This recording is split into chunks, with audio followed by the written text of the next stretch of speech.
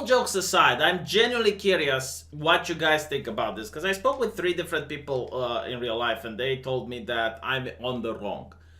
And maybe I'm on the wrong. I am willing to change my mind if you guys manage to give me arguments. Because it's possible that I spoke with a lot of Americans lately. It's possible that I'm a little bit too right-wing than I should supposed to be, and I'm just not seeing this in the correct and moral manner. So I'm going to explain what I think about this, and after you hear my explanation, seriously, tell me in the comment section if I'm wrong, and if so, why? And if you give me a good point on why I'm wrong, I will change my mind. Now, on a first glance, this seems like doing something horrible, right? Like on a first glance, but once you actually get into the meat of the issue and you actually think about the problem from a broader sense, you realize that it's not really that bad. So there are 2 cases that I'm talking about. One of them happens in the United Kingdom, where at a school a kid had a hand sanitizer and he decided to sell a squirt to his friends for, I think it was like 60p or something. And the teachers got really upset. The teachers got livid about it, and they suspended the kid for doing so, which, again, like, I don't really understand what rules did he break. I guess the teachers are making the rules on the spot now. But they suspended him from school, and the teacher was really upset. She said to the press that it's very difficult to discipline such a kid when his father, after being called, said that the kid is a fucking legend. Now, I would understand punishing the kid if he were to dice the hand sanitizer with water, because at that point that would be scamming. But seriously, like, what exactly did he do wrong? Like, it was a perfectly fine transaction between 2 consenting parties. Like, one party had something the other party wanted, they paid a bunch, and they got the squirt. Like, why is this a problem? Why is the British school staffed with a bunch of communists? But anyway, right, so that's like one anecdotal thing. But this is another one, right? So we have this gentleman which purchased 17,700 bottles of hand sanitizers. And he is now selling them for $20 each. And Amazon decided that it's not okay what he is doing because it's price gouging. The guy disagrees that it's price gouging, says that his labor and, you know, his trucks that carry the thing from one place to another is also in that price. And the fact that now these things are rare and they're a commodity that's more difficult to get, the prices have already grown compared to when he bought them.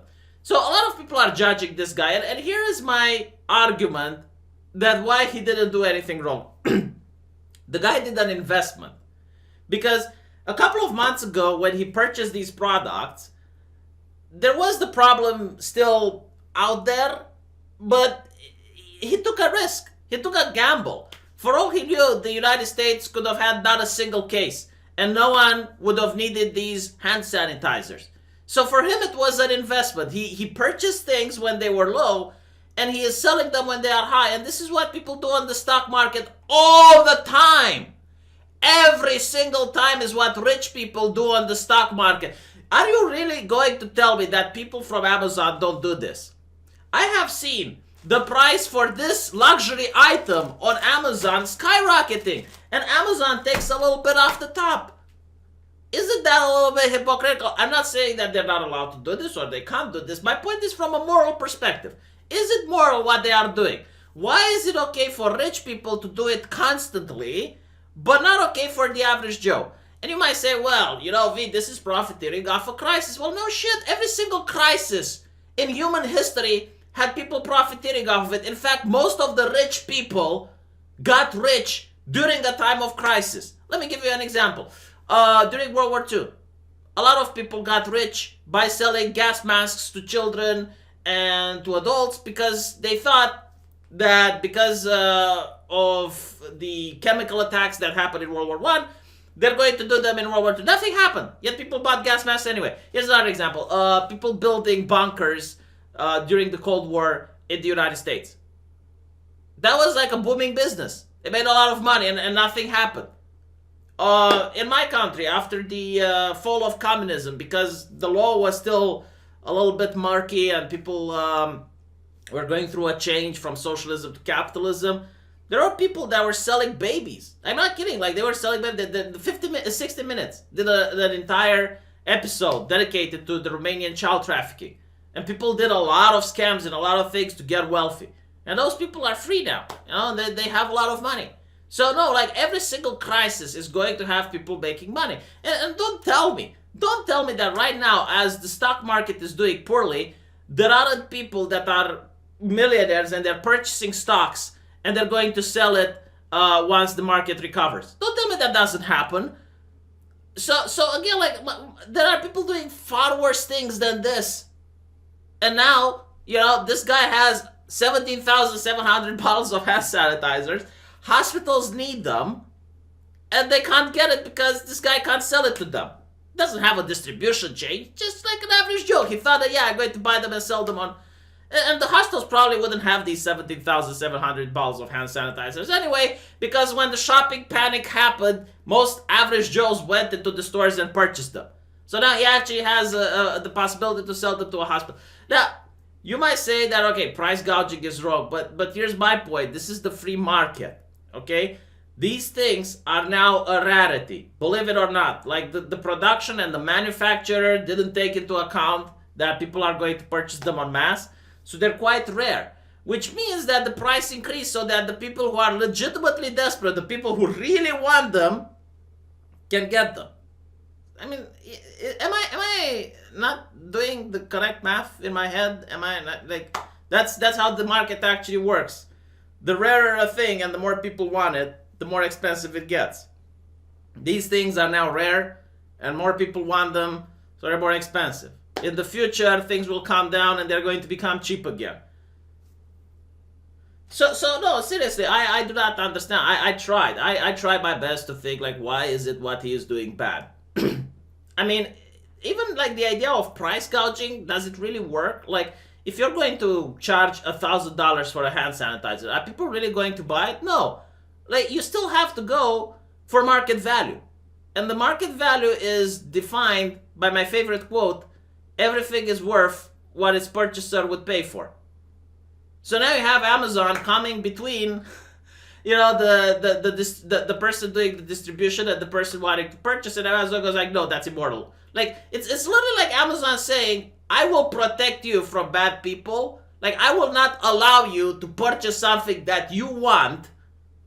And I'm just going to say no. Like, I will decide what the customer should or shouldn't be allowed to purchase. I'll be your nanny, basically. That's what Amazon is saying. And I really disagree with this. Like, the correct and healthy way would be for this person to sell these things and no one would buy them. And then he would have to lower the price more and more and more. And yes, again, like, you need to take into account the risk that he did. He did decide to purchase so many, and there could have been not a single case in the United States, and no one would have bought them. But still, and there's other industries that are profiting from this. Like, the supermarkets are profiting from this. Amazon is profiting from it. Like, do you know how many people order from Amazon right now? Because in my country, for example, they decided that the supermarkets are not going to allow more than 50 people in. So there's like these huge lines of people that want to go into a supermarket. And I don't think they want to hoard stuff or, like just... No, I legitimately think that they're going in there to do the normal average shopping. But it's a big line. It reminds me of socialism, gives the vibes. So people buy online. So, Amazon is actually profiting from this crisis. Why don't they shut down then? Why didn't they shut down for the period of the crisis if they're so moral and righteous? No, it's about screwing the little guy. Look at how little guy this is. Look how little he is. He's a little guy. Little guy, decided to do a little bit of entrepreneurship. What's so wrong with that? Honestly, like, the correct way, like, if you think he is a really big piece of shito, he's a piece of shtako. If you really think that, and you really want to stick it to him, what you can do is to actually go on the street with the luxury item and hand it for people for free. That's something you could actually do. Just give it for free for people. They actually do that, I believe. I saw that happen in Japan. There are people that are giving surgical masks to people for free. There are people that are giving hand sanitizers for free. And if you have a spare and you have a lot of them, you can do that too. I'm telling you what, this is not a shortage. It's just that the manufacturers didn't expect that people will buy so many.